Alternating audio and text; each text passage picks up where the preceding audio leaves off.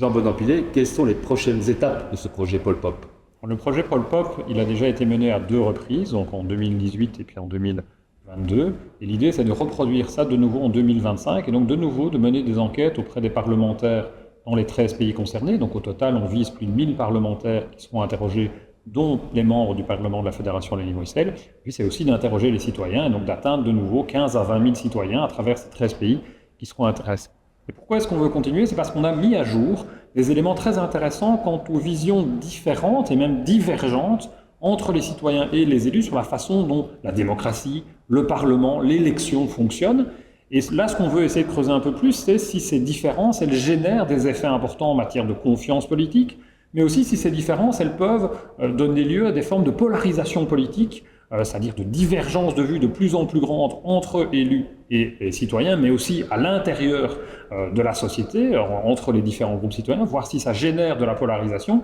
et voir quels sont les facteurs qui peuvent contribuer à ça, avec des problématiques qui sont des problématiques en plein cœur de l'actualité, autour de ces questions de polarisation, comme par exemple l'influence d'éventuelles théories du complot et des fake news, ou l'influence des partis radicaux qui ont tendance à jouer, Nathalie l'a souligné il y a quelques instants, sur cette polarisation, à dire nous sommes différents, nous sommes plus proches des citoyens, et d'essayer de creuser ça un peu plus. Et donc c'est notre intention ici en 2025 de creuser sur les conséquences, d'une part, de cette polarisation sur la vision de la démocratie et de l'élection chez les parlementaires et les élus, et d'autre part d'aller chercher les causes et les éléments qui peuvent favoriser ces divergences de vues entre les élus et les citoyens. Et donc c'est ce qu'on veut faire en 2025, avec donc les équipes dans les 13 pays qui vont se lancer au contact des parlementaires pour pouvoir les interroger pendant toute l'année 2025 et ensuite produire de nouvelles études en 2026 en espérant pouvoir venir rapidement vers vous pour présenter de nouveau les résultats.